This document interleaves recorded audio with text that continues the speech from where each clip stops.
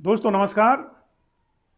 Gopal 360 study के channel पर आज इस सेशन में बात करेंगे राजस्थान की बोलियां और उनकी उपबोलियां। दोस्तों अब तक के जो वीडियो हैं उनमें हमने चर्चा की थी राजस्थान की भाषा, उनका विकास क्रम, राजस्थानी भाषा का वर्गीकरण और राजस्थान से संबंधित विशिष्ट कुछ तथ्य जिनके बारे में हमने पिछले वीडियोज में बात की है।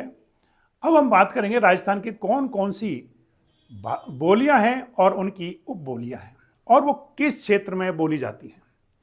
ऐसे डायलेक्ट्स और उनके रीजन क्या हैं, इनके बारे में बात करेंगे। तो दोस्तों बात करते हैं सबसे पहले मारवाड़ी भाषा की।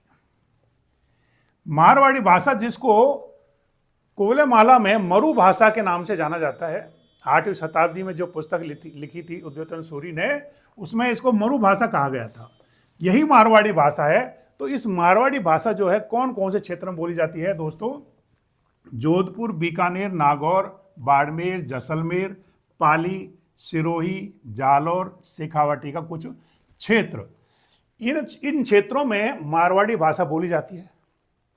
दोस्तों अब प्रश्न क्या आता है कि उपबोलियां कौन सी है, कौन सी भाषा की कौन सी उपबोली है। बड़ा इंपॉर्टेंट क्वेश्चन जो है, ये टॉपिक है, आप बड़े ध्यान से सुनिए। तो सबसे पहले हम बात करते हैं कि इसकी कौन कौन सी उपबोलियां हैं और कौन से क्षेत्र में बोली जाती हैं।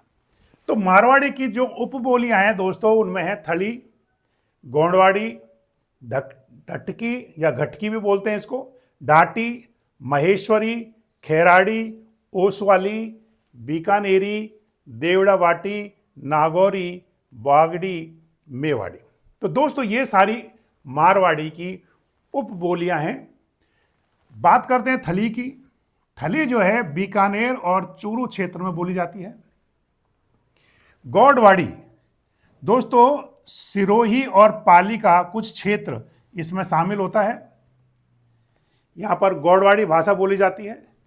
इसके अलावा घटकी, तो ढटकी में या घटकी में ये बाड़मेर और जोधपुर के कुछ क्षेत्रों में बोली जाती है। ढाटी ये बाड़मेर में बोली जाती है। महेश्वरी उपबोली जो है पश्चिमी राजस्थान में बोली जाती है। दोस्तों ये बहुत सीमित क्षेत्र में बोली जाती है, इसका कोई विशेष क्षेत्र नहीं है। और खेराड़ी, दोस्तों खेराड़ी जो है ये मेवाड़ी, ढूंढाड़ी और हाड़ौती तीनों भाषाओं के मिश्रण से बनी है खेराड़ी, जो शाहपुरा, भीलवाड़ा और बूंदी में बोली जाती है। इसके बाद है ओसवाली। दोस्तों जोधपुर, पाली और बीकानेर, जैसलमेर क्षेत्र में ओसवाली बोली जाती है, उपबोली बोली जाती है। अब बात करते हैं बीकानेरी की। तो बीकानेरी जो बोली जाती है वो बीकानेर में बोली जाती है। देवड़ावाटी सिरोही और आबू के क्षेत्रों में भी बोली जाती है देवड़ावाटी। इसके अलावा नागौरी जो भाषा है या बोली है, ये नागौर क्षेत्र में बोली जाती है। वागड़ प्रदेश, डूंगरपुर, बांसवाड़ा, यहाँ पर वागड़ी भाषा बोली जाती है। और इस तरह से मेवाड़ी जो है ये दोस्तों उदयपुर, बांसवाड़ा और डूंगरपुर के क्षेत्र में बोली जाती है। तो दोस्तों ये बहुत ही इंपॉर्टेंट टॉपिक है राजस्थान की बोली और उनकी उपबोलियां। तो हमने सबसे पहले राजस्थान की जो भाषा है मारवाड़ी और इनकी कौन कौन सी बोली और उपबोलियां हैं इनके बारे में पढ़ा। अब बात करते हैं हम ढूंढाड़ी के बारे में। तो अब बात करते हैं दोस्तों ढूंढाड़ी के बारे में। ढूंढाड़ी जो है आमेर राज्य से संबंधित इसका रहा है। ये पूरा क्षेत्र जो है ढूंढाड़ क्षेत्र कहलाता था। और यहां पर छह का जो है प्रयोग होता है, छह का प्रयोग होता है। ये दोस्तों किशनगढ़, जयपुरी और झाड़साई के रूप में ये भाषा जानी जाती है। दोस्तों इसके कुछ उपबोलियां हैं। ढूंढाड़ी जो बोली है इसकी कुछ उपबोलियां हैं। एक तो है तोरावाटी। तोरावाटी कहां बोली जाती है? उत्तरी पूर्वी जयपुर में बोली जाती है। झुंझुनू और सीकर में भी तोरावाटी भाषा बोली जाती है। दूसरी है उपबोली है नागरचोल। नागरचोल दोस्तों पश्चिमी सवाई माधोपुर और टोंक में बोली जाती है। चौरासी दोस्तों शाहपुरा, टोंक का दक्षिणी पूर्वी भाग। तो 84 जो भाषा है बोली उपबोली है वो शाहपुरा और टोंक का दक्षिणी पूर्वी भाग में 84 उपबोली बोली जाती है। इसके अलावा काठेड़ी, काठेड़ी जो है दोस्तों ये जयपुर का दक्षिणी भाग और शाहपुर, यहां पर बोली जाती है। छू, छा, चो, ची, कौड़ी, ये इनके जो है कुछ शब्द ऐसे हैं जिनसे इस भाषा को आसानी से पहचाना जा सकता है।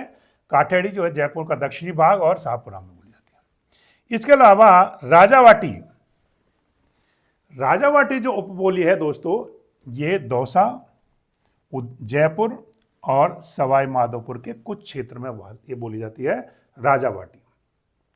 इसके अलावा और इसकी जो है उपबोलियां हैं किशनगढ़ी जो किशनगढ़ क्षेत्र में बोली जाती है, अजमेरी जो अजमेर क्षेत्र में बोली जाती है, शाहपुरी जो शाहपुरा क्षेत्र में बोली जाती है। तो इस तरह से ढूंढाड़ी की ये उपबोलियां हैं और इनके क्षेत्र हैं। अब दोस्तों हम बात करते हैं मेवाड़ी भाषा के बारे में। दोस्तों मेवाड़ी जो है साहित्यिक दृष्टि से मारवाड़ी के बाद इसका दूसरा स्थान है। सबसे जो साहित्य लिखे गए थे वो मारवाड़ी में लिखे गए थे और उसके बाद मेवाड़ी भाषा में लिखे गए थे। दोस्तों ये मेवाड़ी जो है ये मारवाड़ी की ही उपबोली है। मेवाड़ी जो है मारवाड़ी की ही उपबोली है।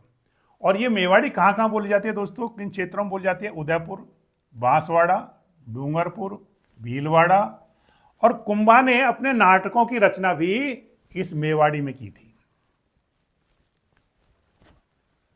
इसकी एक उपबोली है धावड़ी जो उदयपुर के आसपास क्षेत्रों में बोली जाती है। अब बात करते हैं दोस्तों हाड़ौती की। हाड़ौती कहां कहां बोली जाती है, किन क्षेत्रों में बोली जाती है? कोटा, बूंदी, झालावाड़। और इसमें पहचान के लिए वर्तमान के लिए तो ये चय का प्रयोग करते हैं और भूतकाल के लिए चौ का प्रयोग करते हैं। ये थोड़ी सी इसकी पहचान है। और इसकी एक उपबोली है, यह है धड़ौती। धड़ौती जिसकी उपबोली है। और बात करते हैं मेवाती की। मेवाती, मेवात क्षेत्र जो अलवर भरतपुर का कुछ क्षेत्रों में जो जाति पाई जाती है मेवाती भाषा बोली जाती है। यहाँ पर ये अलवर, भरतपुर, धौलपुर और करौली क्षेत्र में बोली जाती है। इसकी उपबोलियां हैं राठी, महेठा और काठेड़। दोस्तों राठी जो राठ क्षेत्र है, मुंडावर और बहरोड, बांसूर का जो क्षेत्र है इधर ये बोली बोली जाती है। इसी तरह से काठेड़ जो है ये थानागाजी का जो इलाका है इसके आसपास, और महेठा जो अलवर के आसपास का क्षेत्र है वहाँ पर ये भाषा बोली जाती है। जगरौती भी एक उपबोली है जो करौली के आसपास के क्षेत्रों में बोली जाती है। ये भी मेवाती की एक उपबोली है। दोस्तों मेवाती भाषा में लालदास जी ने मेवाती भाषा का प्रयोग किया और इसके अलावा चरणदास और उसकी दो शिष्याओं ने साहित्यिक रचना भी मेवाती में की थी। और दोनों शिष्याएं, ये प्रश्न आ भी चुका है परीक्षा में कि उनका नाम क्या है, दयाबाई और सहजोबाई। चरणदासी जो चरणदास जी की दो शिष्याएं थी, दयाबाई और सहजोबाई ने भी मेवाती में साहित्यिक रचना। अब कुछ और बोलियां हैं जिनकी बोली और उपबोली हैं। वागड़ी, वागड़ प्रदेश जो बांसवाड़ा, डूंगरपुर, बांसवाड़ा क्षेत्र है। और दोस्तों ये वागड़ी को गियरसन ने भीली बोली कहा है। किसने कहा है? गियरसन ने वागड़ी को भीली, क्योंकि भीलों के द्वारा बोली जाती थी इसलिए इसको भीली बोली कहा है। और संत मावजी हैं उसके चौपड़े इसमें ही लिखे गए थे वागड़ी भाषा में। इसकी एक उपबोली है जो है घटकी, ये इसकी उपबोली है। अगली बात करते हैं दोस्तों मालवी के बारे में। मालवी प्रतापगढ़ के क्षेत्र में दक्षिणी राजस्थान में ये बोली जाती है। और क्योंकि इसका जो है मालव प्रदेश, जो मध्य प्रदेश के आसपास का क्षेत्र है मालव प्रदेश, उससे इस पर प्रभाव है मालवी। इसकी कुछ उपबोलियां हैं रांगड़ी, नीमाड़ी, रतलामी और सौंदमारी। तो उपबोलियां हुई रांगड़ी, नीवाड़ी, रतलामी और सौंदवारी, ये इसकी उपबोलियां हैं। किसकी? मालवी की। बात करते हैं अहिरवाटी की। अहिरवाटी जो हरियाणवी और मेवाती से मिलकर के बनी हुई है, दोनों का मिश्रण है। और इसी तरह से इसमें बंगारू भी आती है और इसमें राठी भाषा भी आती है। ये सभी अहिरवाटी के नाम से जानी जाती है और इनका क्षेत्र जो है वह बहरोड, मुंडावर और कोटपुतली क्षेत्र में ये भाषा यानी उपबोली बोली जाती है। अगली बात करते हैं शेखावाटी की। तो शेखावाटी चूरू, झुंझुनू, सीकर, हनुमानगढ़, गंगानगर और सूरतगढ़ क्षेत्र में बोली जाती है। तो दोस्तों इस तरह से हमने पढ़ा कुछ राजस्थान की जो मेन डायलेक्ट्स हैं और उनके रीजन हैं, यानी उनकी उपबोलियां हैं, उनके बारे में पढ़ा। तो दोस्तों अब राजस्थानी भाषा से संबंधित कुछ तथ्य हैं जिनके बारे में बात करेंगे। तो पहला है डिंगल भाषा का जो शब्दकोश तैयार किया था, वो दोस्तों किया था मुरारीदान मिश्रण।